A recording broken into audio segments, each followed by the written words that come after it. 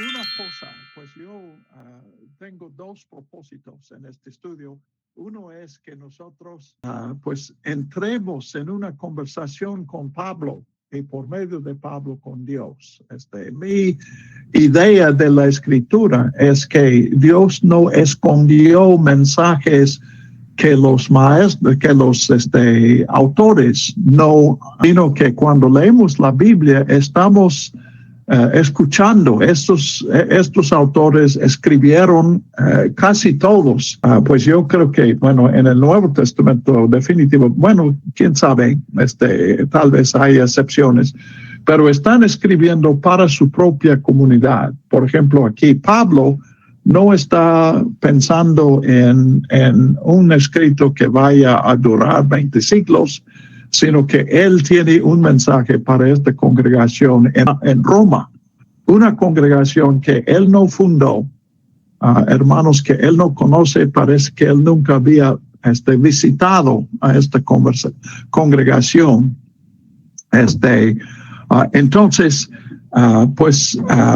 necesitamos nosotros imaginación para entender el mensaje de la Biblia o de cualquier documento en la Biblia. No imaginación para traer lo nuestro al estudio o al escrito, pero sí para concebir la situación, para escuchar las palabras del autor y estar atentos a lo que revela de sus circunstancias, las circunstancias de las personas a cuales él escribe y cuál es el mensaje que él está hablando. Entonces, para mí, esta es la manera que escuchamos a Dios a través de la Biblia. Estamos entrando en una conversación entre otros y poniéndonos como los que escuchan, los que Pablo escribió para ellos, y así descubrimos que escuchando la voz de Pablo o el mensaje de Pablo, que escuchamos a la misma vez un mensaje de Dios a través de esas palabras. Y eso es lo que yo estoy intentando modelar para ustedes. Entonces, mi oración y mi meta para ustedes es que después de este estudio, primero, que conozcan mejor a este documento, esta carta a los romanos, cuál es su mensaje, cuáles son las ideas de Pablo y a qué va él. Y segundo, que estén más capaces de acercarse a cualquier parte de la Biblia y escuchar un mensaje de la misma manera que yo he escuchado un mensaje para mí en Romanos y obviamente en otras partes de la Biblia. Entonces, pues vamos a entrar y voy a hablar de las circunstancias cuando lleguemos a los versículos 1:8 en adelante, porque Pablo revela las circunstancias en las cuales él está escribiendo. Pero comienza como una carta de Pablo. Aquí también yo, para aprovechar mejor el tiempo, no voy a leer cada palabra de Romanos. Si no saben dónde estoy, a qué pasaje me refiere, pregúntenme y con gusto les aclaro eso. Pero ojalá que cada semana ustedes lean la porción de Romanos que vimos hace 8 días y la que vamos a ver el próximo lunes, para vincular lo que estoy diciendo, para repasar, para ver si realmente Pablo dijo lo que yo estoy diciendo. Y siempre repito, viendo qué está diciendo Dios a mí. Entonces, él comienza todas sus cartas según las convenciones de las cartas, igual que nosotros. Comenzamos una carta diciendo querido fulano, a veces inclusive tenemos formas. El propósito del presente es saludarte. Bueno, ese no es verdaderamente el propósito, pero así decimos para cortesía. Y Pablo usa esas formas, pero las llena de contenido cristiano. Pablo, siervo, literalmente esclavo de Cristo Jesús, llamado a ser apóstol. Eso era la convención, decir quién habla, quién escribe y a quiénes escribe o a quién escribe. En el versículo 7, él dice a todos los amados de Dios que están en Roma, que han sido llamados a ser su pueblo santo. Y luego, como un saludo, que Dios nuestro Padre, o más que saludo, es una palabra de bendición, la petición de bendición a Dios, que Dios nuestro Padre y el Señor Jesucristo les concedan gracia y paz. Gracia y paz aquí eran, pues, paz es como los judíos saludaban unos a otros y en sus cartas desean paz, es shalom. Probablemente muchos de ustedes han escuchado esa palabra. Pablo está pensando en shalom, pero shalom es hebreo, él está escribiendo en griego y por lo tanto pone irini, que quiere decir paz, que era la manera, pero la palabra es mucho más que paz, es prosperidad, es una vida plena, lo que está diciendo. Pero los griegos saludaban con la palabra gerim, que es regocijarse. Y cuando Pablo dice gracia, él usa la palabra charis, que sus lectores reconocerían como semejante a la palabra gerim, y entenderían que Pablo está modificando esa palabra y habla del favor de Dios que no merecemos, sino que es iniciativa de Dios. Dios no nos está dando nuestro merecido, sino de su gracia, pues. Entonces es una palabra muy, muy profunda. Y así Pablo combina esas dos culturas a las cuales él pertenece. Pero cuando describe a sí mismo en los primeros 6 versículos, esta es la descripción más larga de Pablo en todas sus cartas, en las introducciones a sus cartas. Normalmente él da 3, 4, 6 palabras de sí mismo, pero aquí son 6 versículos. Pablo, esclavo de Cristo Jesús, llamado para ser apóstol. Y noten que esas palabras enfatizan la iniciativa de Dios, y esto va a ser el mensaje de Romanos, que pues, el mensaje de Pablo y lo que realmente todo el Nuevo Testamento está diciendo. Y la historia de la Biblia no es una historia de gente que buscaba a Dios y encontraron a Dios. La historia de la Biblia es de un Dios que nos está buscando a nosotros. Y Romanos en particular enfatiza esta iniciativa de Dios, yo creo, más que cualquier otro libro de la Biblia. Y lo vemos desde el principio aquí. Pablo es esclavo. Esclavo no es uno que se dedique al servicio. Esclavo es uno que depende de la voluntad de su amo. Esclavo es que tienes que hacer la voluntad de otra persona y no tu propia voluntad. Él es siervo de Jesucristo, esclavo de Cristo Jesús, llamado por Dios o por Cristo. Yo creo que son 2 maneras de decir la misma realidad. Hacer apóstol quiere decir un enviado. Dios llama, Dios manda, Dios envía, Dios manda al siervo. Apartado otra vez por Dios para anunciar el evangelio, y el evangelio de Dios. Nosotros hablamos del evangelio de Jesús, pero no usamos mucho la frase evangelio de Dios. La buena noticia de Dios. Y luego él menciona que él había prometido eso en lo que nosotros llamamos el Antiguo Testamento. Pablo dice Sagradas Escrituras, porque todavía los cristianos pues no tenían un Nuevo Testamento y por lo tanto no llamaban a las Escrituras que tenían Antiguo Testamento.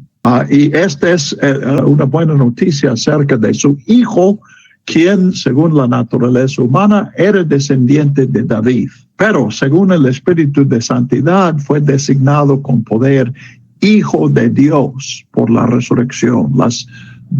Nosotros hablamos de las dos naturalezas de Cristo. Pablo no tiene ese vocabulario, pero sí está hablando de eso, que Jesús es uno que nació, tiene una descendencia igual que todos nosotros, una ascendencia, pero también era hijo de Dios. Y en eso es único en toda la historia humana. Menciona su resurrección, es nuestro Señor. Nuestra relación con Dios no es primero una relación de amistad. Es correcto decir que Jesús es mi amigo, es mi mejor amigo, pero antes de amigo es nuestro Señor. En Génesis 2 vemos que Dios crea al hombre y luego le dice, no comerás de este árbol. Le da un mandato porque sí está ofreciendo una relación, pero es una relación de ser nuestro Señor y nosotros pues podemos decir somos sus hijos. Esa idea de que somos hijos de Dios es más del Nuevo Testamento, pero en el Antiguo Testamento una y otra vez Dios habla de que Él es nuestro Dios o Dios de Israel y nosotros somos su pueblo. Entonces, Pablo habla de sí mismo en el versículo 5, que él fue como un acto de la gracia de Dios. Él recibió el llamado de ser apóstol para las naciones, llamando a las naciones a la obediencia de la fe. Ojo aquí. En Romanos van a leer de las naciones y van a leer de gentiles. Para Pablo era una sola palabra. Entonces los traductores tienen que decidir si traducir naciones o gentiles. Aquí Pablo está hablando de los gentiles, que él, en contraste con los 12 apóstoles, tenía el llamado de llevar el mensaje precisamente a los no judíos, que es lo que quiere decir gentiles. Entonces, de hecho, es imposible tener siempre la traducción correcta de esta palabra. Y honestamente, en mi opinión, algunos traductores no atinan aún en el grado que deben atinar. Por ejemplo, aquí, cuando dice a todas las naciones, esa no es la idea que Pablo está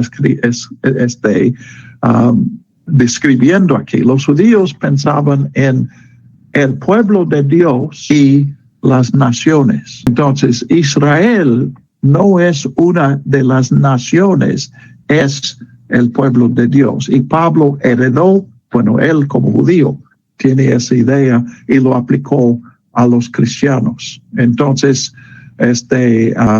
cuando quiera que en Roma, en su raíz no tiene que ver con la ética, sino es apartado para el servicio de un Dios.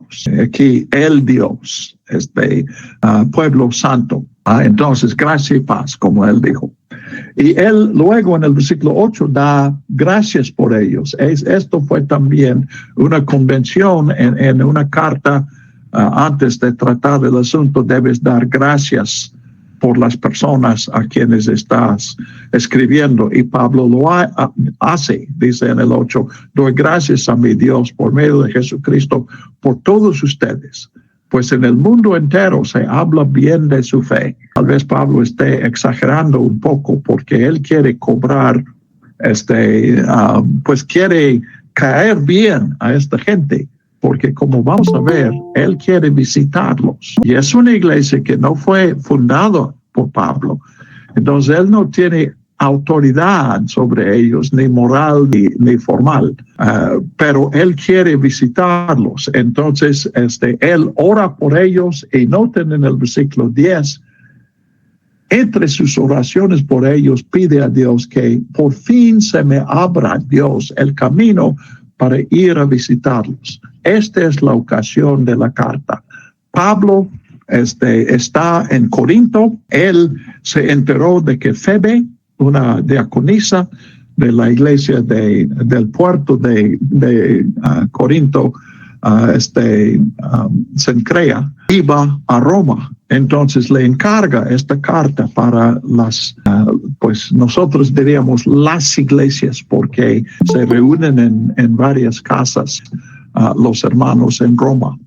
Entonces escribe esta carta como carta de presentación, para preparando el camino para que ellos lo esperen y lo reciban bien. Y él consideró que la mejor manera de presentarse era narrarles el evangelio, el significado de Jesús y el llamado de Dios en Jesús, como Pablo lo predicaba en una ciudad tras otra. Entonces, pues, gracias a Dios en su providencia de que Pablo quería anticipar su visita de esta forma, y nosotros podemos leer el Evangelio según San Pablo. Hay un comentario sobre Romanos que le puso el autor este mismo nombre. Entonces él está orando que Dios le dé oportunidad de visitarlos. Él dice muchas veces he querido, pero he estado ocupado. Quiero tener fruto entre ustedes, como noten aquí al final del 13, para recoger algún fruto entre ustedes, tal como lo he recogido y aquí otra vez, la traducción correcta no es las otras naciones, sino los otros gentiles. Eso es lo que él está pensando. Entonces, él explica, pues, él anticipa que alguien va a decir, pues, ¿para qué viene Pablo aquí? Nosotros andamos bien. Pablo, mejor que él vaya donde puede establecer una nueva iglesia. Nuestra iglesia no necesita una lección. Pero él dice, bueno, la idea que él está expresando es, Dios me ha encargado ser el apóstol a las naciones. Otra vez, él usa una palabra que para él quiere decir gentiles y también quiere decir naciones. Entonces, ya que él es el apóstol en los gentiles, pues debe visitar la capital de las naciones, los gentiles, que es Roma. Entonces, él está explicando 14, yo quiero predicar a todos, y eso incluye a ustedes en Roma, versículo 15. Y luego él define que lo que va a presentar es el evangelio. Versículo 16. A la verdad, no me avergüenzo del evangelio. No me avergüenzo es lo que se llama lítote. Probablemente ustedes no saben qué es lítote, no tienen por qué saberlo, pero probablemente, a lo mejor la mayoría de ustedes han escuchado la palabra hipérbole. Hipérbole. Cuando el pastor dice, hubo 200 en el culto el domingo, probablemente está empleando hipérbole. Es exageración. Bueno, esa es su broma, pero hipérbole es como, pues, cuando tu mamá seguramente te ha dicho, te he dicho 1000 veces. Y tú has contado y sabes que no eran 1000 veces, eran 8. Pero para ella dice, bueno, la idea es que ya deben saber. Entonces usa hipérbole, no está falsificando, está enfatizando. Lítote hace lo mismo, pero la figura es lo opuesto. Por ejemplo, si me preguntan, ¿te gusta el chile en nogada? Yo diría, pues sí, un poco. Sí, un poco quiere decir, es uno de mis favoritos. Yo todo el año vivo en anticipo de agosto cuando pueda comer un chile en nogada. Entonces, eso es lítote. Un poco, sí, cuando queremos decir mucho. Entonces, no me avergüenzo del evangelio. Él está diciendo, mi gloria, mi orgullo es el evangelio. Es probable, eso no estoy dando una alternativa, sino a una adición. Yo creo que Pablo está pensando en el dicho de Jesús, el que se avergüence de mí, yo me avergonzaré de él en la presencia de mi Padre. Al final de Marcos capítulo 8 puedes leer esas palabras. Entonces, él aquí, yo creo que Pablo está consciente de está diciendo, no me avergüenzo de Jesús tampoco. Entonces, ahí la idea es, cueste lo que cueste. Él ha sufrido por predicar el evangelio, a muchos sufrimientos, pero él dice, no me arrepiento, porque es mi orgullo Jesús, o el evangelio de Jesús. Porque el evangelio es poder de Dios. Revela el poder de Dios, pero no para destrucción. Entre naciones, poder, una de las definiciones casi fundamentales de poder es un ejército. Es más, en nuestro día, las naciones, casi todos piensan que es necesario tener un ejército, armas, capacidad para destruir. Pero el poder de Dios no es para destruir y no es para controlar, es para salvar, para dar vida. El evangelio es poder de Dios para salvación a todos los que creen, a los judíos primeramente, pero también a los que no son judíos. Aquí no son judíos.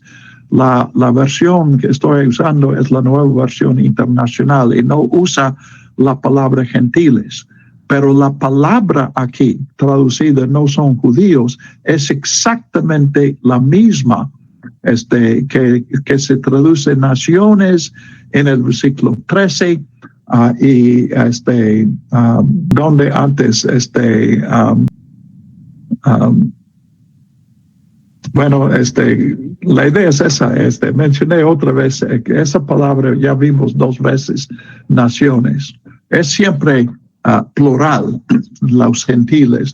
No hay una palabra nación, bueno, hay una forma nación o gentil, pero cuando habla los gentiles siempre es plural en el hebreo y por lo tanto también en el griego. Entonces, es para todos, pero sí hay una prioridad y en el Romanos él va a tratar eso. El judío viene primero, eso no excluye al gentil, pero sí hay una orden y volveremos a esa idea. En el Evangelio, dice 17, se revela la justicia de Dios. Esta traducción tiene la justicia que proviene de Dios. Eso expresa una idea aquí, pero en realidad Pablo está manejando ideas múltiples o definiciones múltiples. Aplicación no es la palabra, pero la justicia de Dios, yo creo que en el fondo es el carácter de Dios. Dios es justo. Pero justicia no es simplemente el carácter de Dios, es también lo que Dios exige.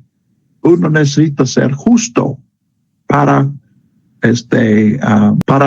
acercarse a Dios. Pero el evangelio es que Dios en Jesucristo provee esa justicia. Entonces, no nos acercamos a Dios en Cristo por nuestra justicia, en base de nuestros méritos, sino en base a la iniciativa de Dios, en base de lo que Dios ha hecho en Jesucristo para hacernos justos. Entonces, la justicia de Dios es un concepto muy amplio y ambiguo en un sentido positivo para abarcar varios sentidos.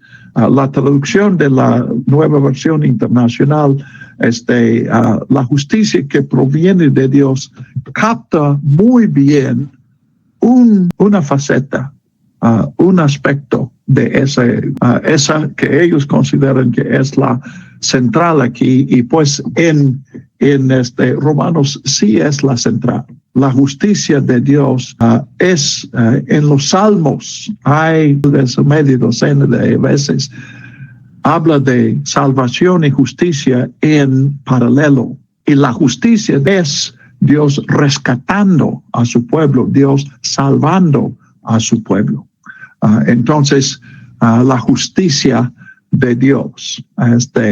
Esto es por fe, del principio al fin, tal como está escrito, el justo vivirá por la fe. Él cita a Habacuc 2:4, y en los primeros 4 capítulos él va a aplicar esta primera parte. La traducción aquí es para que entendamos en español, pero en realidad lo que Pablo y lo que él vio en su Biblia era el justo por la fe vivirá. Y Habacuc sí está diciendo el justo vivirá por la fe.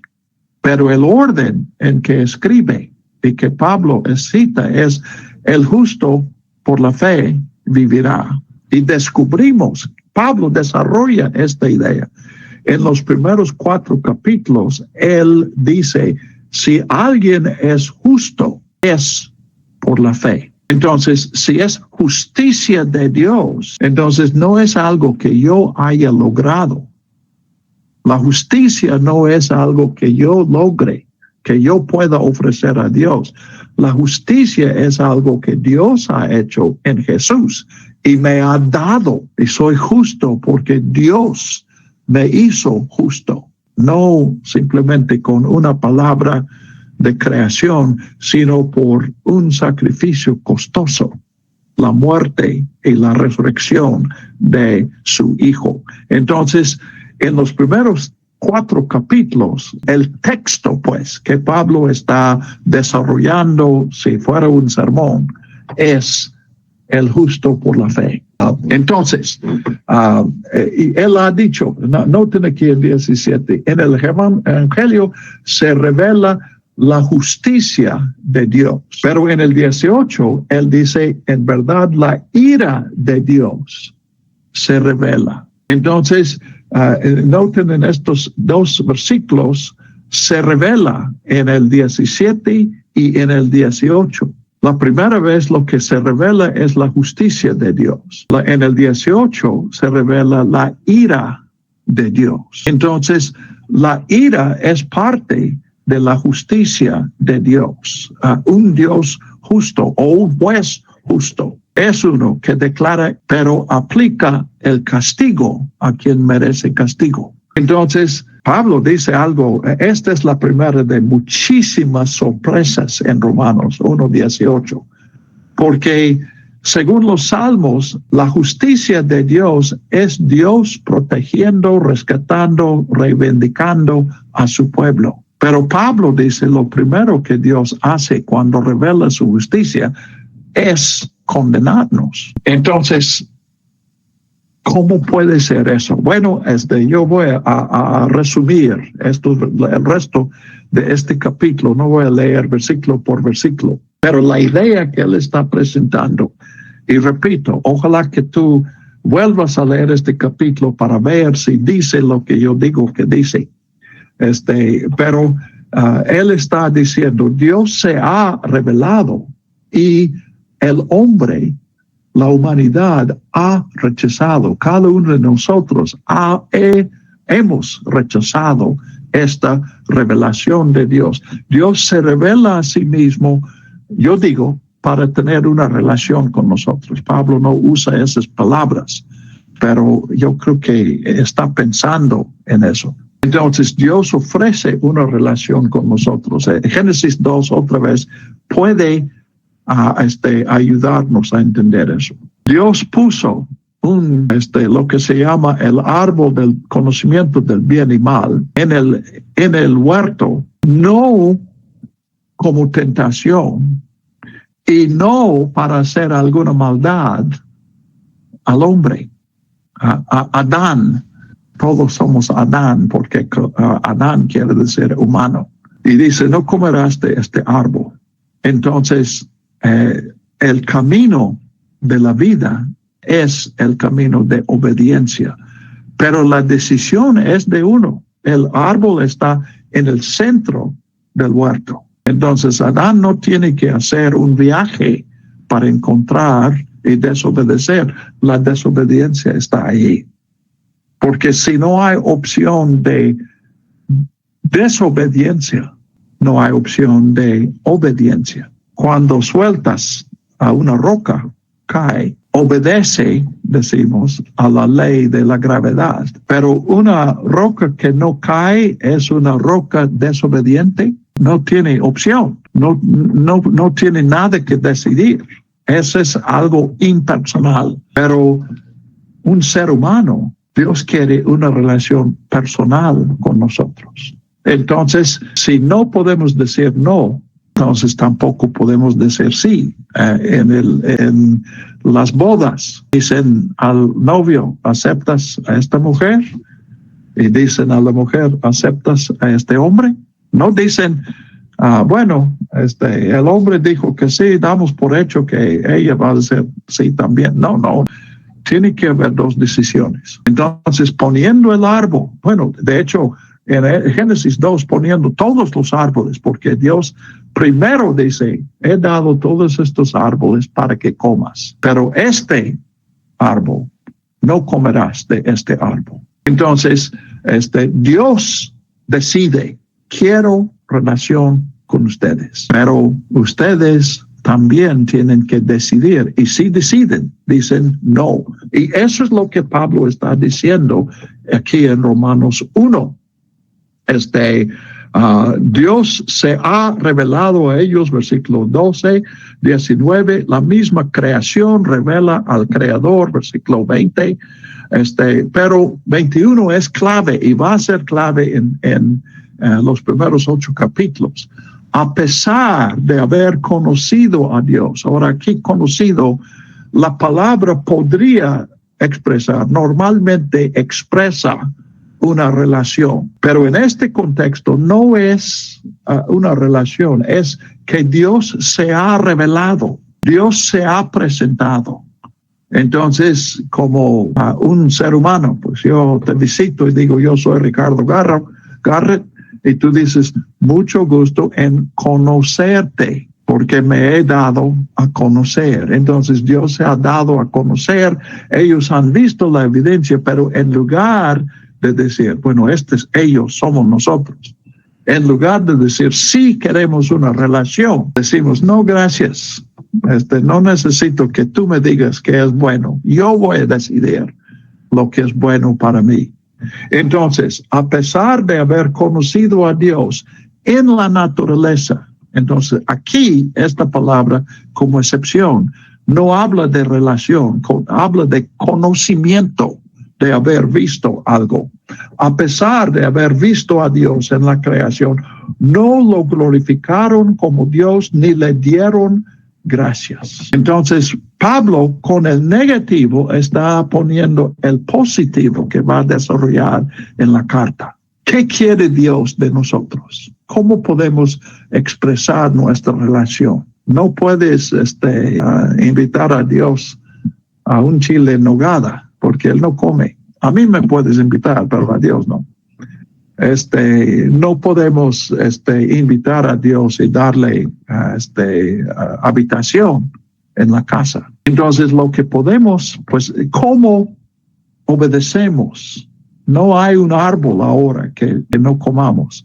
Entonces, lo que debemos hacer es darle gloria, glorificar a Dios como Dios, reconocer que Dios es Dios y darle la gloria de Dios y darle gracias. La gratitud es muy importante. Yo he pensado que sería correcto, a veces lo he intentado, pero yo no soy evangelista. He pensado que en el Evangelio, cuando describimos la respuesta, podríamos usar esa palabra. Nosotros decimos, Dios quiere relación contigo y puedes tener esta relación por creer, por confiar en Él. Pero yo creo que darle gracias significa la misma respuesta. Y está más claro porque fe, la palabra ha sido abusada tanta que no todos entienden qué es creer en Dios. Muchos piensan que creer en Dios es creer que Dios existe, como creer en los ovnis. Y no es eso. Pero darle gracias es muy específico. ¿Ok? Freddy. Sí, justamente del versículo 21, en la parte donde dicen, ni le dieron gracias, sino que se envanecieron en sus razonamientos, y su necio corazón fue entenebrecido. O sea, ahorita usted nos da un ejemplo donde pues él se presenta, ¿no? Y así lo entendí yo. Es como cuando queremos andar con alguien y nos batean, ¿no? Nos dicen, ¿sabes qué? No quiero contigo. Pero aquí justamente habla de esta parte de, ¿sabes qué? Le hiciste caso a lo que tú entendiste. Y aquí mi pregunta es, o sea, realmente en esta parte, cuando le habla a los romanos, ¿habla de todo lo que entendían? O sea, todo lo que habían sido educados, ¿o a qué se refería? ¿Que ellos habían tenido una idea de lo que habían entendido de la palabra de Dios? O sea, ¿por qué dice, envanecieron en su razonamiento? O sea, decir, yo creo en Dios en esto, esa es mi manera, como ahorita en la actualidad. O sea, mucha gente dice, yo creo en Dios, pero no iría a una iglesia. Yo creo en Dios, pero no oro. Yo creo en Dios, pero ahora sí que a como yo lo concibo, ¿no? Eso entra como razonamiento, igual en aquella época. O sea, ¿realmente qué era razonamiento? ¿Lo que entendían de la palabra? Porque realmente esa es mi pregunta. O sea, ¿razonamiento es lo que yo entiendo o lo que yo voy estudiando acerca de eso? O sea, la verdad no sé si me entendí bien, pero esa es mi pregunta. O sea, razonamiento es decir, ¿sabes qué? Dios se presenta, pero dice, no, para mí tú eres un pato. O sea, dice, yo soy Dios, soy tu padre. Y tú dices, no, para mí no eres Dios, mi padre. Para mí eres, no sé, la luna y así te quiero concebir. ¿Eso entra en razonamiento? Ok. Lo que primero, él no está hablando de una opción, él está hablando de la experiencia de toda la humanidad. Entonces, lo que sí dice en el versículo 20 es por medio de la creación, que cuando Dios creó el mundo era un acto de revelación. Él se revelaba a sí mismo. Por medio de la creación se podía ver al Creador. Pero el problema es que todos hemos dicho no a esa revelación de Dios. Entonces, cuando tú estás pensando en personas que conoces, cosas que has escuchado, ese no es nada que has escuchado. Eso es algo que pasa en el medio principio de nuestras vidas. Yo no sé exactamente cuándo, pero yo sé que el niño cuando tenga 2 años ya ha dicho no a Dios. ¿Por qué digo eso? Porque cuando su mamá dice, hijo, no te acerques a la estufa porque te puedes quemar. ¿Qué hace el niño de 2 años? Deja su juguete y va para investigar a la estufa. Ya ha dicho no a Dios. Ya ha escogido a su propio camino. Entonces, yo no tengo memoria de eso. Y te puedo contestar desde mi experiencia. Solamente puedo decir, tratar de entender lo que Pablo está diciendo y lo que él estaba pensando. Porque él sí da evidencia de que lo hemos hecho, pero no es una descripción de cómo lo hicimos. El resto de este capítulo, pues enseguida lo que él menciona es, pues primero, él dice, se extraviaron en inútiles razonamientos y se les oscureció el insensato corazón.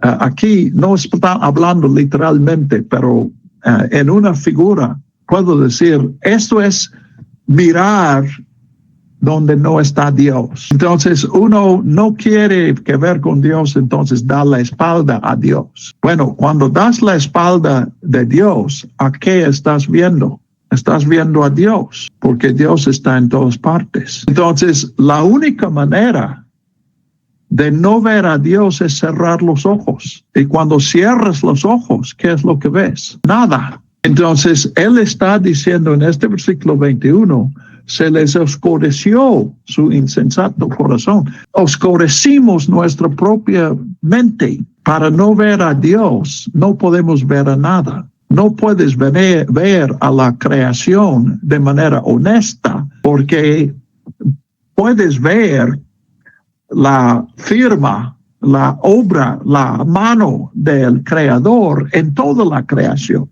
Entonces, Él habla de que nos volvemos necios, nos volvemos ignorantes, porque no podemos ver nada sin ver a Dios. Y luego Él da 3 consecuencias de esto. Primero, idolatría. Si no adoras a Dios, porque no es Dios. Si no adoras al Creador, pues la única otra opción es adorar a alguna criatura. Y Él habla de que imágenes de hombres, aún imágenes de animales. Y cómo el hombre va de mal en peor. En lugar de adorar a Dios, uno adora a una imagen humana y finalmente la imagen de una serpiente. Entonces Él habla de, y no voy a tratar todos los versículos, ustedes pueden encontrarlo aquí.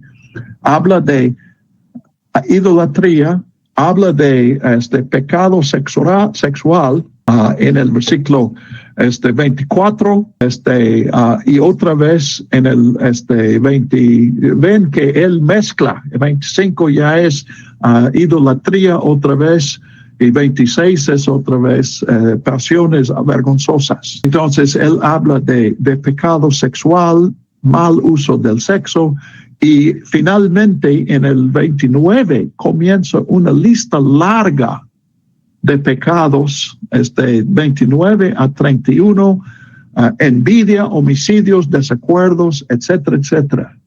Y ven, todos estos son pecados sobre hombres. Entonces yo veo que hay 3 manifestaciones. Cuando rechazamos a Dios, cuando no damos gracia a Dios, hay 3 consecuencias.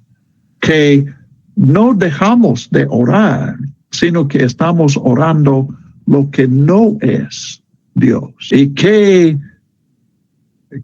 tragedia que un ser humano hecho a la imagen de Dios está adorando a lo que es aún menos que el hombre, menos que Dios y aún menos que el hombre.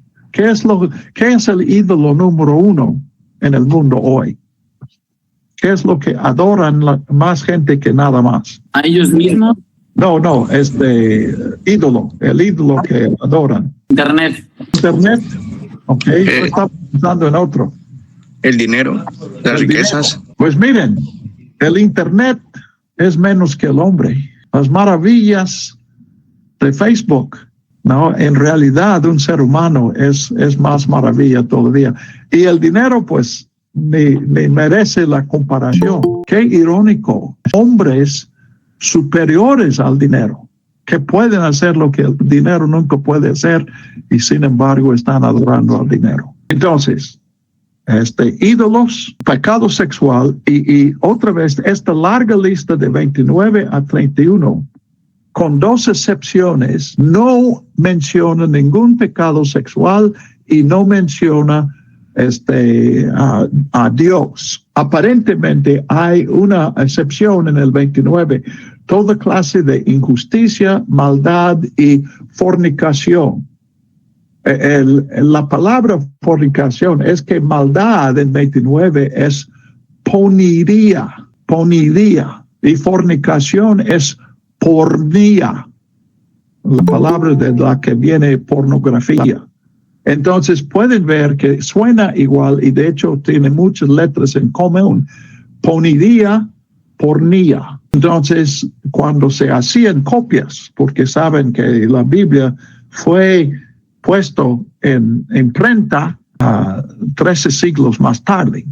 Entonces cuando hacían copias, algún copista pornía, puso, y que hubo dos palabras y finalmente combinaron los dos para no omitir ninguna. Pero Pablo no mencionó ningún pecado sexual en esta lista, y más adelante en 30, yo tengo la traducción, la segunda palabra en 30 es enemigos de Dios. Es una combinación de la palabra aborrecer y la palabra Dios. Entonces puede ser aborrecedores de Dios o aborrecidos de Dios. Entonces yo creo que no está hablando de una actitud hacia Dios. Es como nosotros decimos, esta es una persona abandonada por Dios. Ahí no estamos hablando de lo que Dios haya hecho, estamos hablando de la conducta de la persona. O cuando decimos un maldito, no tenemos referencia, no estamos emitiendo un juicio sobre lo que ellos merezcan en un corte de ley, sino de lo que están haciendo. Entonces, ahora, ¿por qué enfatizo eso? Porque yo creo que él está diciendo, si rechazamos la relación con Dios, entonces estamos mal con Dios. Eso es muy lógico. Si estamos adorando a lo que no es Dios, esto es trágico. Y el tercero, si no estamos bien con Dios, 29 a 31, no podemos estar bien con nadie. Entonces, ¿por qué el pecado sexual que está en medio de estos dos? Y yo sospecho, la verdad no sé exactamente. Por un lado, yo creo que podemos entender la lógica. El pecado sexual está en una categoría distinta a cualquier, a la ira, al chisme, todos los pecados que tenemos. Y pues la psicología dice que el pecado sexual, el acto sexual, está relacionado con nuestro concepto de nosotros mismos. Entonces yo creo que cuando él habla del sexo, él está hablando de una persona que no está bien consigo mismo. La relación sexual es de cuando conocemos a una persona con esa intimidad, nos conocemos a nosotros mismos. Yo veo que estoy hablando principalmente a solteros y solteras. Alfredo, tal vez otros casados aquí pueden confirmar lo que yo he descubierto. Cuando conoces a una persona día tras día y esta lealtad constante e incondicional, te conoces a ti mismo de una manera que es único. Entonces, yo creo que esto es lo que él está diciendo. Con estos tres, si no estás bien con Dios, no estás bien contigo mismo y no puedes estar bien con nadie. Es lo que él está diciendo. Freddy. Entonces, ahí prácticamente estamos hablando de lujuria, ¿verdad? Es algo que también ha tocado mucho la Biblia. Yo tengo ¿cómo se le puede decir? Un significado de lujuria, como una manera de saber qué es la lujuria. Y lo que he investigado dice que la lujuria brota cuando el alma está vacía y el cuerpo quiere distraerse. Entonces, realmente, pues habla de eso, ¿no? O sea, no estamos bien, no está Cristo en nuestro corazón, vamos a luchar con eso. Pero igual en la Biblia nos habla mucho de ese pecado sexual, nos habla de un David que luchó con eso, de un Salomón que luchó con eso. Entonces es algo que está en todos, mi empresa, está en todos, porque siempre vamos a trabajar con eso de que, ¿qué voy a hacer? Lo que Dios quiere para mí, lo quiero poner a Dios en el centro o me quiero poner a mí. Entonces ahí es donde va a brotar la lujuria y ese pecado sexual cuando yo me pongo a mí antes que poner a Dios. Sí, en general sí. Otra vez, yo no soy experto en eso y no estoy seguro que los expertos entiendan todo, porque el sexo es tan, pues aún en conversación, es como dinamita. Y yo creo que la razón es porque aquí, pues, está relacionado con la imagen de Dios. Génesis 1 dice, Dios hizo al hombre varón y hembra a la imagen de Dios. Y eso es paralelo. La imagen de Dios se explica como varón y hembra. Entonces, pues el deseo es normal. Ahora, podemos decir, hay los que subliman, hay excepciones, hay, pues, reconocen que el objeto sexual es diferente para diferentes personas, pero el impulso en sí es universal en el ser humano. Entonces, sí, y yo sí creo que tiene que ver con, bueno, nos conocemos en relaciones y la relación con Dios es debe ser la más íntima. Yo creo que hay personas que tienen una relación superficial con Dios, pero el plan de Dios no es que esa relación sea superficial. Pero el matrimonio es universal, aún en nuestro día, cuando no es de moda reservar el sexo para el matrimonio.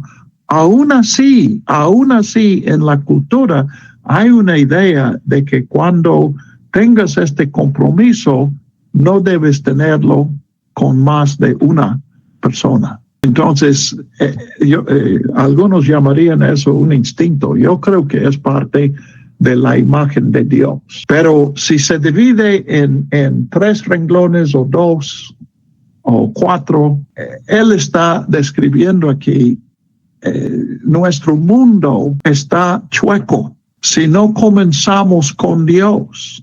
Y él pone eso como comenzar. Ese no es un comentario sobre el desarrollo humano en la vida, pero sí, como seres humanos fuimos creados para una relación con Dios. Entonces eso es más básico que cualquier otra descripción, otro aspecto de la vida humana, de la existencia humana. Entonces, pues, en cierto sentido, toda relación humana es un reflejo de la relación con Dios. Y como cristianos estamos aprendiendo que no podemos ser buenos amigos, como Dios quiere que seamos buenos amigos, sin Cristo. No podemos tener un matrimonio madura y correcta sin la ayuda de Dios. Entonces, la raíz de todos nuestros problemas es este no que hemos dicho a Dios. Ahora, la justicia de Dios viene para convertir esa no en un sí. Pero llegamos a eso en la segunda mitad del capítulo 3, ¿ok? Entonces, versículo 32,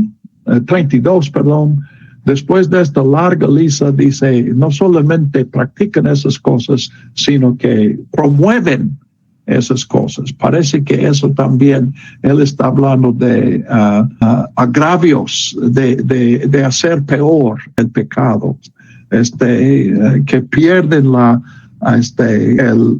vergüenza y simplemente están celebrando su de Dios, su rebelión contra Dios. Pero en 2:1 viene una sorpresa, porque dice, por tanto no tienes excusa, quien quiere que seas, cuando juzgas a los demás, pues al juzgar a otros te condenas a ti mismo, ya que practicas las mismas cosas. Entonces Pablo está diciendo algo muy atrevido y muy sorprendente. Él dice, y si estás de acuerdo conmigo, también andas mal, porque practicas lo mismo. Ahora, cuando él dice practicas lo mismo, él no está diciendo que todos somos iguales de pecadores, que todos somos idólatras, que todos somos adúlteros, etcétera.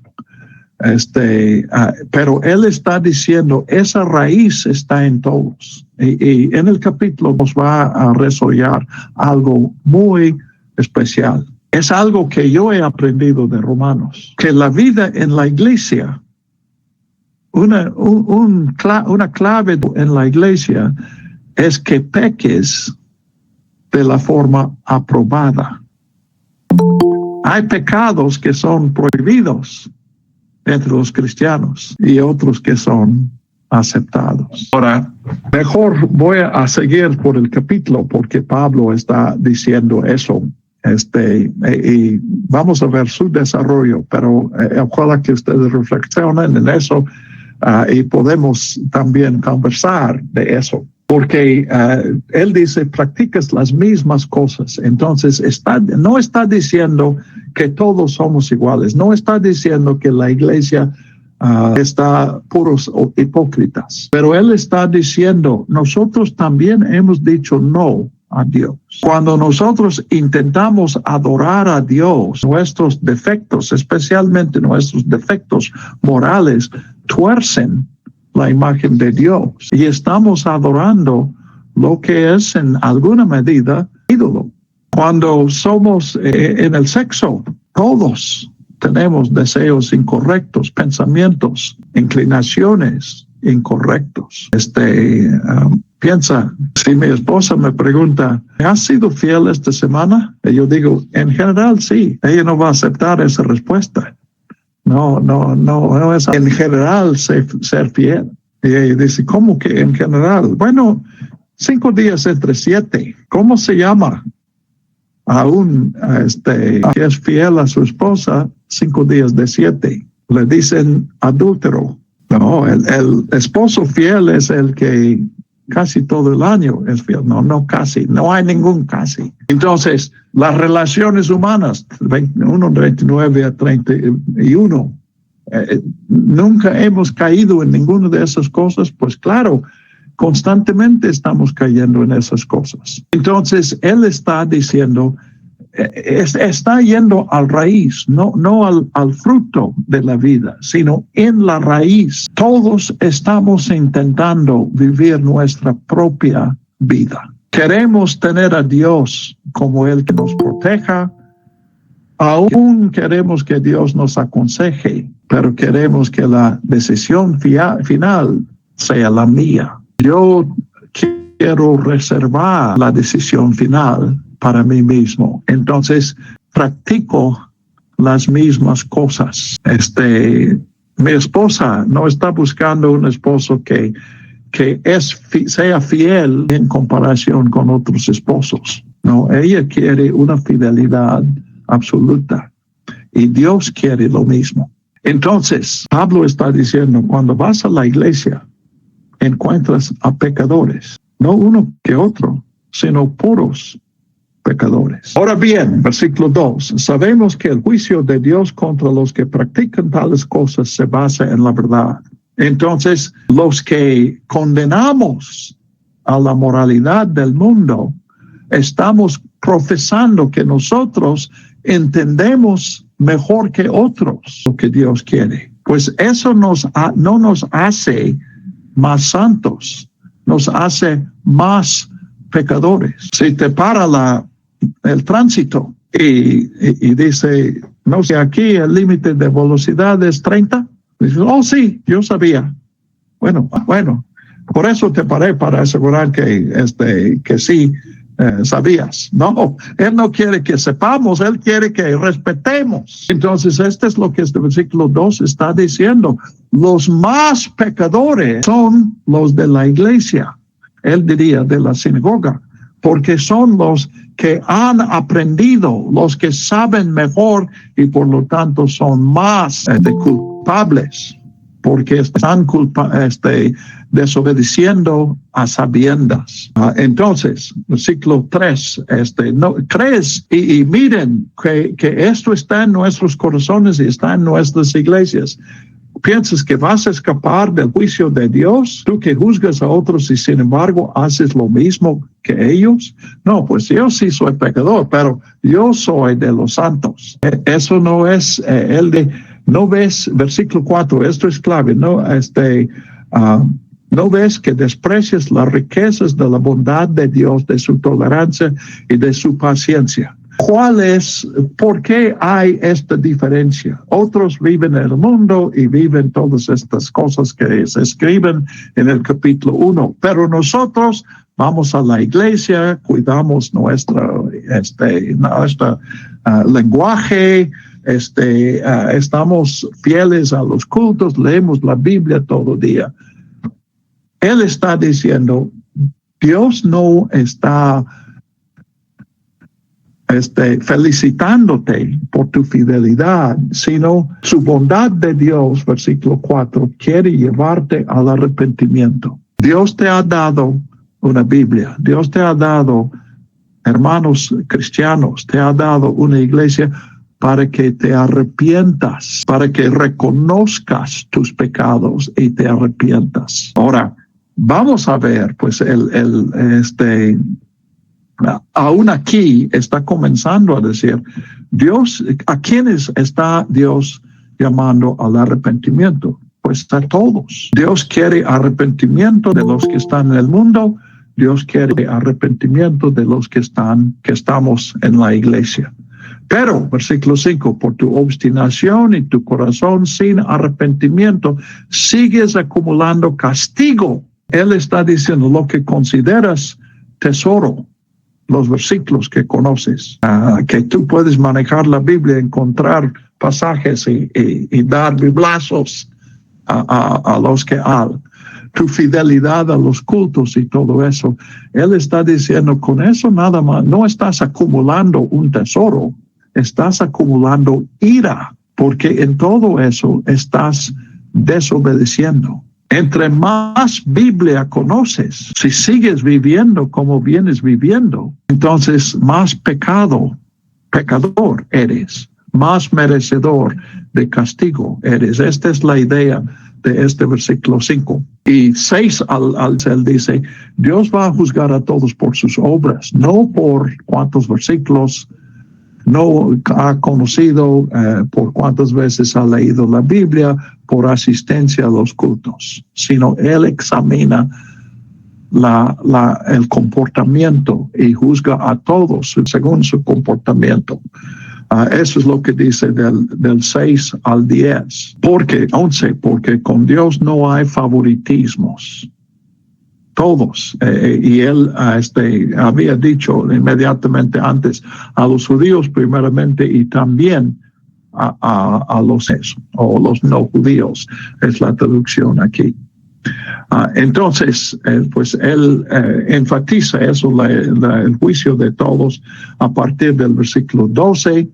Los que conocen la ley, y él también habla aquí, en este capítulo no está muy claro dónde hay transición, porque él habla de dos cosas. Él habla de que la conciencia moral, él está hablando en su contexto de judíos y gentiles. Para nosotros la aplicación sería los cristianos y los no creyentes. Pero él está diciendo la conciencia de bien y mal, de que es malo matar, es malo robar, es malo tomar la esposa de otro. Eso no es exclusivo del pueblo de Dios, también se conoce en el mundo. Entonces aquí él está diciendo, la cuestión no es cuánto sabes, cómo lo aplicas en tu vida. Y sí, él va a decir en 3:23, finalmente todos fallamos. Nunca, no hay ninguno de nosotros que practique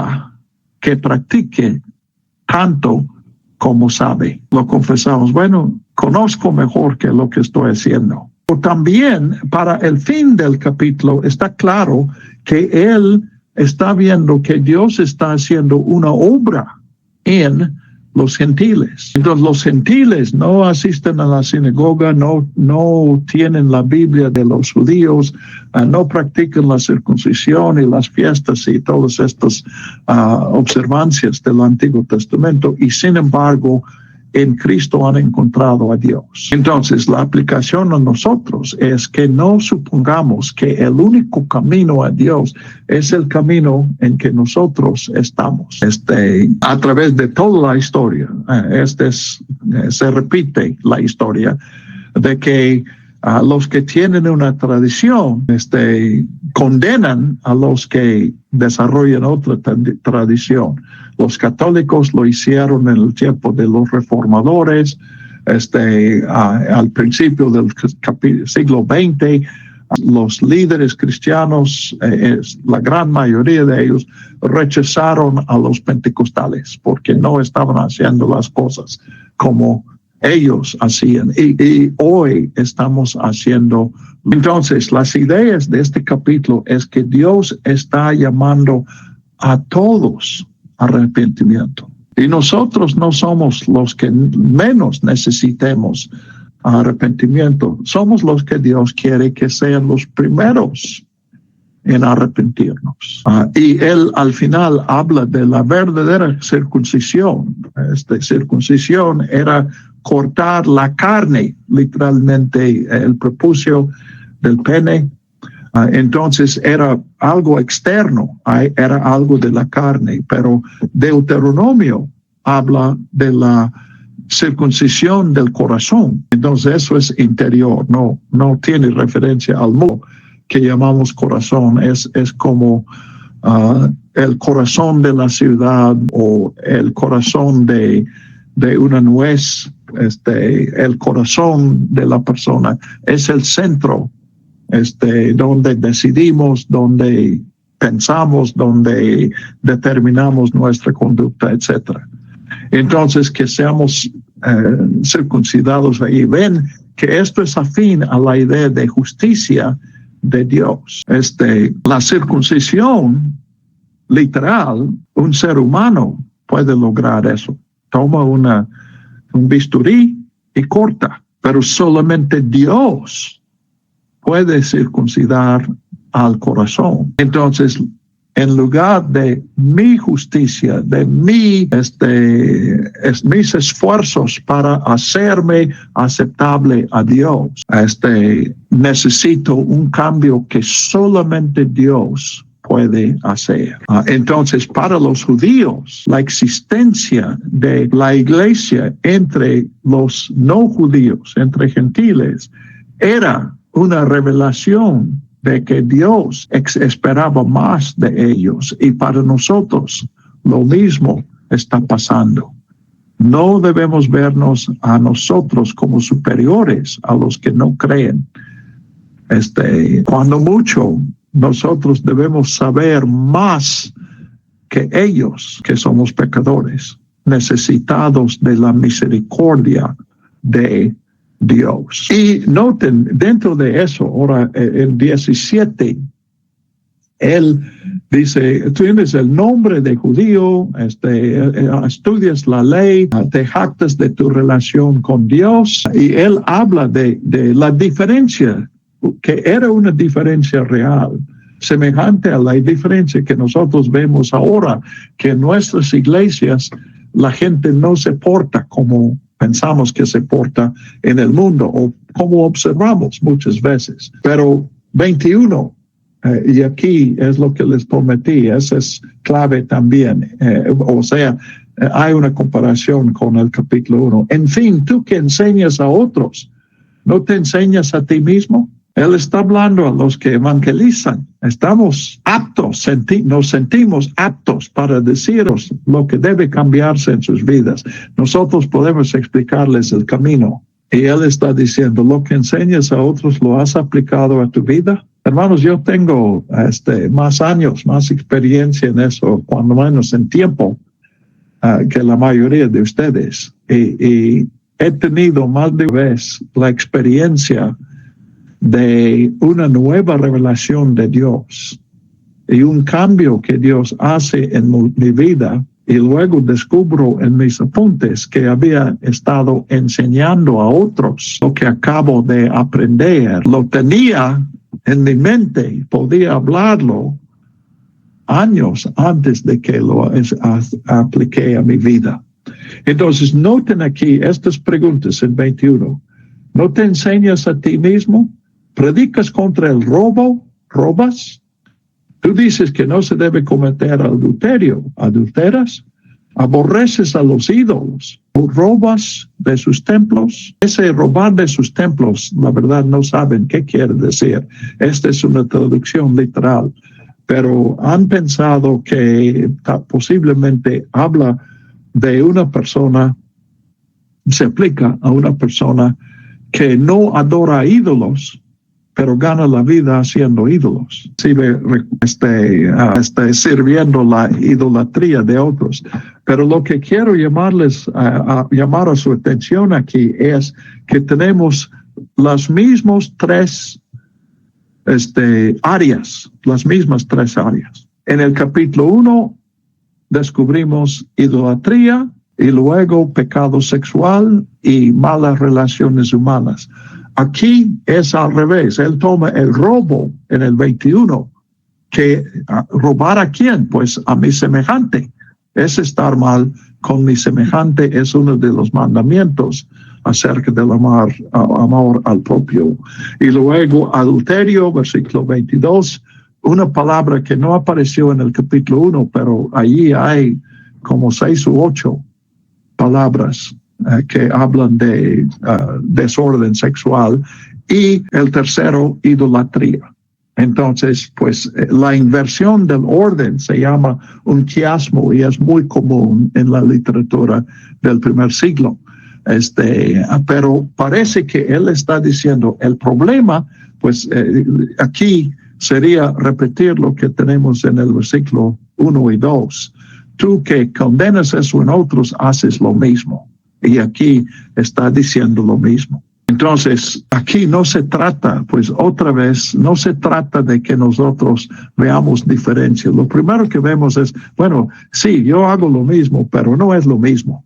Mi vecino, él cada fin de semana es una mujer distinta. Yo soy fiel a mi esposa. Solamente, pues hace 6 meses, sí, una compañera en el trabajo, pero fue una excepción. Yo soy así y nos justificamos. Pero del punto de vista de la esposa es lo mismo. Y del punto de vista de Dios, mi idolatría de vez en cuando es igual que vive adorando con exclusividad a la Virgen. Porque Dios quiere toda nuestra fidelidad. Y finalmente, pues con eso de la circuncisión del corazón, es Él que nos da lo que Él está pidiendo. ¿Okay? Entonces, en estos 2 capítulos, Él está hablando de la revelación de la ira de Dios. Y este es, en un sentido, antes de que Dios revele su justicia, pero en realidad es simplemente el primer paso de la justicia. El Evangelio, cuando viene a nosotros y dice, Cristo ha muerto por nuestros pecados, Dios nos ama y nos perdona, el mismo mensaje nos está revelando que somos unos condenados, somos malvados, somos rebeldes, necesitamos la salvación. Entonces, no es, pues, puedes observarlo en otros, a lo mejor si recién te convertiste, puedes verlo en ti mismo. Los que no conocen a Cristo no están conscientes de la ira de Dios. Por eso Pablo habla en el capítulo 1, que ellos puedan reconocerse a sí mismos. Y el clímax 29 a 31, cuando él ya no está hablando del pecado sexual, está hablando de la idolatría, pero simplemente de que nuestras relaciones siempre son problemáticas. Queremos ser buenos amigos, queremos tener buenas amistades, buenas familias, pero surgen problemas constantemente. El Evangelio toma esa evidencia y nos hace consciente de eso, abre nuestra mente para que digamos, ando mal. Pero el mismo mensaje que me dice, ando mal, me dice, Dios me está ofreciendo un cambio. No tengo que seguir igual. Que acabo de decir, encontramos a partir del 3:21, pero es el clímax, cual va todo este desarrollo. Vamos a ver en 3:1 otra gira completo. Dice, entonces, ¿qué se gana con ser judío? ¿Qué valor tiene la circuncisión? Si entendiste el capítulo 2, la respuesta es pregunta es, pues no hay ninguna gana, no hay ninguna ventaja, no hay ningún valor. Pero en el 3:2 él dice mucho. Entonces, pues Pablo así está hablando. En el capítulo 1 habla de un mundo perdido y en 2:1 dice somos iguales. Y luego desarrolla pues la persona religiosa sigue siendo pecador. Pero en 3:1 dice no, pero sí hay una ventaja y eso lo veremos dentro de 8 días. ¿Alguna pregunta, duda? Repito, si no lo dices en el momento o si no lo quieres poner en el grupo o más quieres tomar más tiempo para eso, yo estoy a sus órdenes. Búsquenme en WhatsApp. Tienen el vínculo ahí en el grupo. Y Ricardo Garrett, pueden verlo allí. Y con confianza. A veces no escucho bien, entonces prefiero textos, pero si necesitas una conversación, yo haré la lucha para conversar también con ustedes, una videollamada o lo que sea. Estoy a sus órdenes. ¿Alguna pregunta, chicos? Daniel tiene una pregunta. Daniel, adelante. Bueno, sí me escucha, ¿verdad? Sí, escucho. Bueno, una pregunta así rápida. Es, entonces, el capítulo 1, pues, viene hablando Pablo lo que es mencionando cómo la humanidad cayó, bueno, así de la caída, de la redundancia, en el pecado. Y entonces, me imagino que entonces la iglesia o muchos empezaron a decir, sí, todos esos pecadores, los que no conocen a Dios. En el capítulo 2 ya Pablo dice, pero tú no tienes excusa, o sea, eres igual, haces lo mismo. Entonces, en un sentido, todos, y ya es donde creo que en el capítulo 3 ya lo confirma, donde dice, no hay justo ni un uno, por cuanto todos pecaron y están destituidos de la gloria de Dios, algo que vamos a ver en 8 días. Entonces, en ese sentido, ninguno de nosotros, por nuestra calidad moral y de pecado, puede buscar a Dios por sí mismo. Exacto, es lo que él está diciendo. Todos hemos dicho no a Dios. Entonces, la solución no puede ser en una modificación de nuestra conducta. Tiene que venir desde fuera. Él todavía no ha llegado a este último punto, pero sí lo que estás diciendo, una evidencia. Yo tuve la experiencia en el primer grupo de los 12 pasos a que yo asistí. Yo era nuevo para eso y yo me sentía superior a los otros. Me escandalizaba cuando escuchaba de problemas de adulterio y de alcohol, etcétera. Y yo pensé, pues caray, mi vida no es nada como estos. Y con el paso de los pasos, pues, y la autoexaminación, me di cuenta cuando, a lo mejor ustedes saben algo de la dinámica, cuando hablan en Alcohólicos Anónimos, debes decir, yo soy Ricardo y soy alcohólico. En Vencedores, que era el grupo en que yo estaba, uno tenía que hablar de su propio problema. Y yo tuve que decir a ese grupo, yo soy Ricardo y mi problema es que me siento superior a ustedes. Qué tremendo. Sí. Yo tardé varias semanas en hacer esa confesión. Cuando vi que tenía que decirlo, hasta que yo tuviera el valor para decirlo. Era bastante tiempo, tal vez 1 mes o 2. Ahora, gracias a Dios, en la gracia de Dios, literalmente, ellos simplemente vivieron y no fue la cosa tremenda que yo pensaba. Ellos seguramente ya lo habían visto. Entonces, su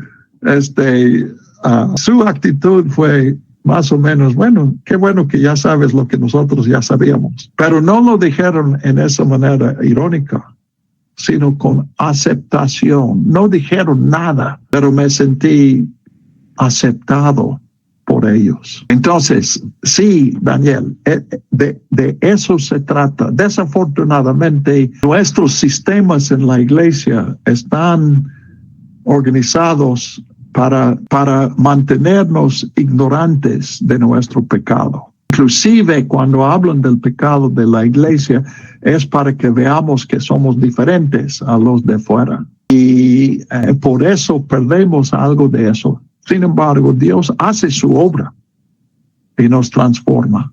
Entonces vamos a llegar a eso. En 3:1 Él va a decir, es bueno tener la palabra de Dios, pero sigues leyendo en 3, y cuando tienes la palabra de Dios, te das cuenta que eres un condenado, que no buscas a Dios, no tienes temor de Dios. Y pues es bueno, no es bueno que no tengamos temor de Dios, pero es bueno saberlo, porque podemos aceptar la solución y arrepentirnos. Sí, Daniel, andas bien. ¿Alguien más? ¿Alguien más? ¿Sí, no? Sí, ¿bien? Yo. Mi pregunta es, hermano, que nosotros como cristianos, si cometemos esta lista de pecados que es mencionada en el capítulo 1, el versículo 9 en adelante, después de haber sido justificado por medio de Cristo, aún somos merecedores de muerte, obviamente muerte espiritual, en la condenación eterna, después de haber sido justificado en Cristo. Estás preguntando. Ajá. Sí. Que nosotros como cristianos, como usted dijo, que somos peores porque conocemos lo que la Biblia nos dice que está mal, muy mal, y aún así lo practicamos, y hay veces inconsciente. Entonces dice en el versículo 32 que son dignos de muerte. Entonces nosotros somos dignos de muerte después de haber sido justificado por medio de Cristo. Y hay varios aspectos de eso. Primero, finalmente no somos peores, porque no hay un peor. Adán frente al árbol tiene dos opciones: comer y no comer. Entonces no hay grados. O estás obediente a Dios o estás desobediente. Entonces finalmente no hay grados, pero es sano que tengamos el pensamiento que tú mencionaste. Yo soy peor porque yo tengo todas estas ventajas que otros no tienen, y aún así no soy realmente agradecido a Dios. Y también aquí, con estas reflexiones, podemos ver que yo tiendo a tomar lo que es de Dios como mío. Dios me ha dado la justicia, y un día yo veo, oh sí, Dios me ha hecho justo, gracias a Dios. Señor, no merezco tu favor. Pero pasa el tiempo y después de unos días estoy sintiendo, es mi justicia. Bueno, ese es otra vez pecado. Cuando yo me doy crédito por lo que ha hecho Dios. Imagínense, eso es serio. Si tú pones tu nombre a mi trabajo en la escuela, eso es incorrecto. Si pongo mi nombre a lo que Dios ha hecho, eso es peor. Entonces, peor en el sentido también relativo que yo estoy mencionando. Pero sí, eso es, Pablo nos está enseñando lo que Apocalipsis también enseña, que los creyentes también necesitamos arrepentirnos. Dios está llamándonos a arrepentimiento a todos, no solamente a los que supuestamente no se han arrepentido. También los que nos hemos arrepentido necesitamos arrepentirnos. Hace unos años, yo pastoreando una iglesia, yo invité a la iglesia a una campaña de orar por nuestra comunidad. Y diariamente estábamos orando por la comunidad. Y en ese tiempo de reflexión, yo llegué a la conclusión que lo que Dios quería para mi comunidad era un pastor arrepentido, un pastor convertido. Y que Dios quería que yo fuera este pastor convertido. Entendía, pues sí, Dios me ha cambiado, pero necesito otro tanto. No quiero quedarme donde estoy. Mi comunidad, los que están alrededor, necesitan a un pastor que ha sido transformado. Entonces, pues en ese nos tocó un grupo de unos pastores. Era un entrenamiento de pastores y oraron por los nuevos en el grupo.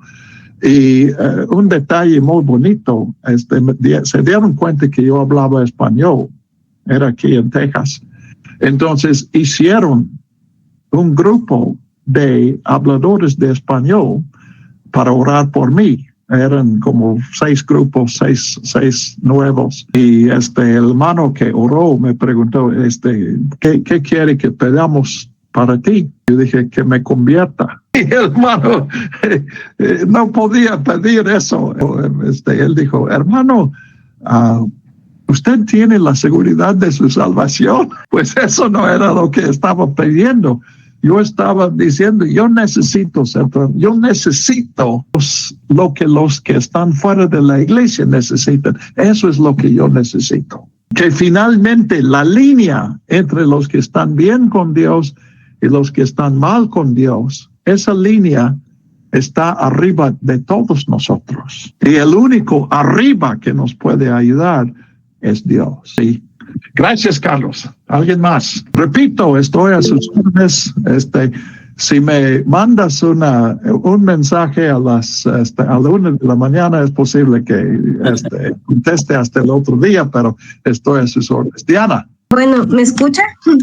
Sí. Bueno, yo tengo, pues es una pregunta o una duda de que, o a veces se me ha venido a la mente que si como cristianos, a veces como que si como cristianos tenemos más presión a obedecer. ¿Más qué? Más presión. A la presión como obligación, o sea, como que tenemos... para arrepentirnos. Yo creo que finalmente no, Diana. Sí, en un sentido, ad hominem es la palabra que usan. Sí, debemos nosotros, si el mundo debe a Dios, nosotros debemos más a Dios. Primero, porque Dios ha hecho por nosotros tanto. Segundo, porque sentimos que somos más preparados, más entendidos. Entonces sí, hay más presión en ese sentido. Pero finalmente, todos necesitamos exactamente lo mismo. Dios no está pidiendo que yo sea o que tú seas, Diana, héroe o heroína. Él está simplemente pidiendo que nosotros nos abramos a lo que Él quiere hacer en nosotros. Y la fe es bajar nuestras manos y entender, Señor, yo no puedo hacer nada. Ese es el primer paso de los 12 pasos.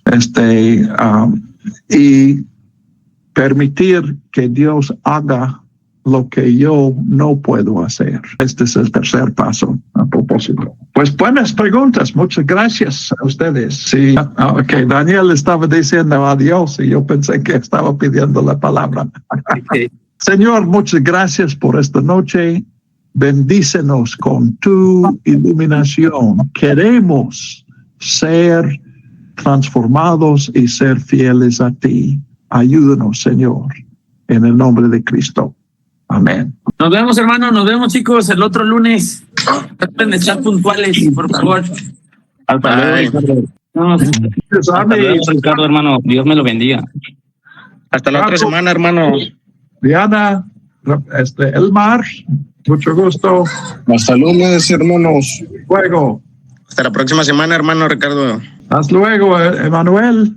Abfeca, ese no es tu nombre, necesitas darme tu nombre. Pamela, buenas noches. Alberto, Emanuel, buenas noches a todos. Pamela.